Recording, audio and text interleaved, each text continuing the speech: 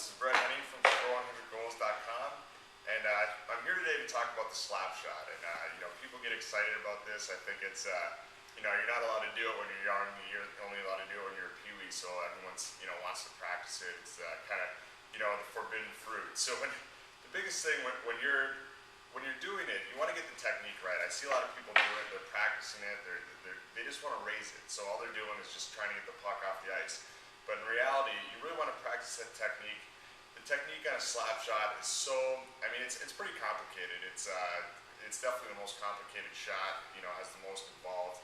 I can think of only maybe skating being something that there's so many moving parts at the same time. So just how I was taught, from my hips down, same thing as kind of a wrist shot, almost exactly the same. When you're starting from your hips down, you're actually moving. So when you come back and you come through, you're moving off that back foot. So your weight is kind of loaded up on your back foot. As you come through, you're pushing forward with a lot of force towards your target. You're not pushing back, you're not leaning back, you're not leaning to the side. You're pushing through at your target. It's just like that analogy that I used with the pitcher.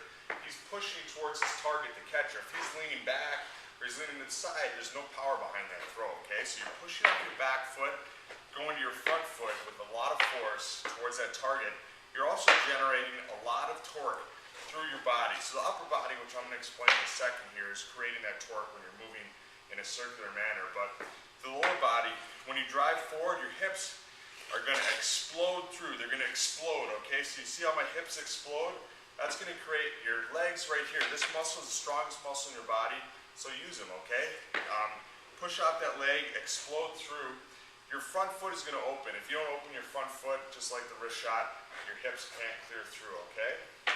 So now going up to the upper body, this is where things get a little bit complicated here and where I see a lot of mistakes.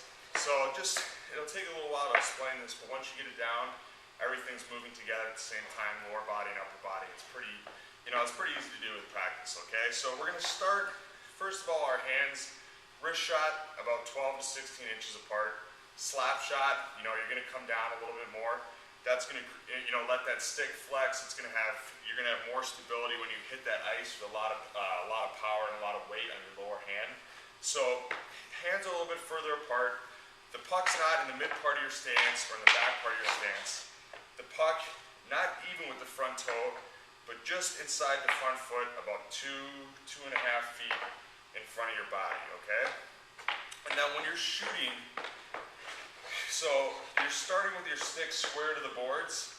When you come back, you're not opening up your wrists. I see a lot of kids, they come back, they open up their wrists, and then when they come down, just like my golf teacher said, terrible, I can't do this, I slice off, I'm hitting houses, because I open up my wrists, then when I come back, I have to time the impact perfectly with my wrist to get them square again.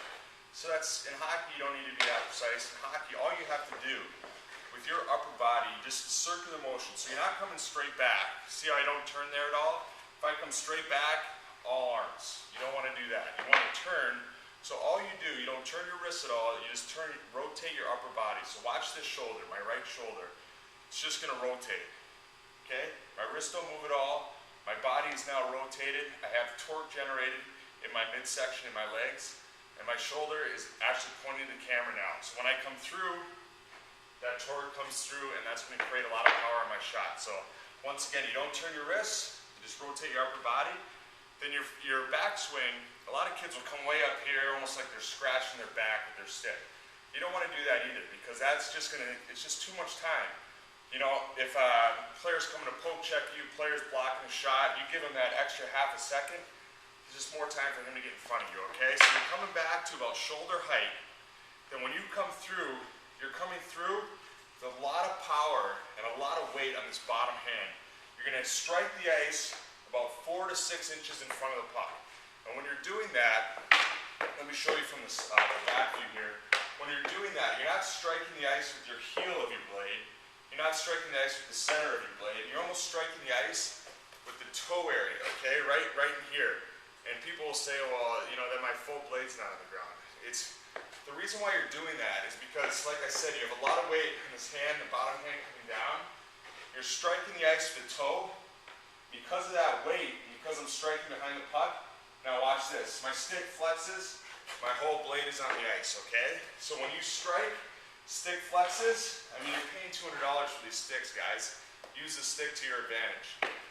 The stick's flexing, and then right when you make impact with the puck, you're turning your wrists over. Just like the wrist shot, how I'm turning my wrists over, I'm looking down the top of that bottom hand, okay? Turning the wrists over. I see a lot of kids, they'll strike the puck with an open face blade. And you know what? That's going to get the puck off the ice, but it's not going to have any power behind it, okay? You want to strike the puck, coming down, snapping your wrist over, okay? So just, what it looks like, coming here on net, it looks like you're coming down, so you're rotating your upper body, and just striking the puck, turning your wrist over impact. So I know that's kind of a lot to take in right there, guys, but it's just something that if, watch the video a couple times. If you guys have any questions at all, I'm more than happy to answer them. Just throw them in the comments below. It is a complicated shot, and to tell you the truth, you don't use it as much as you practice it, but I know you're going to practice it. I practiced it a lot when I was growing up, so anytime you can get pucks in the backyard, anything at all, just do the right technique, okay? Don't worry about raising it. Do the right technique. It's going to come. You're going to raise the puck. Don't worry about that, okay? So do the right technique. Snap your wrist at the end. And that's the slap shot. So thanks again. Brett Henny from score100goals.com. Score more goals.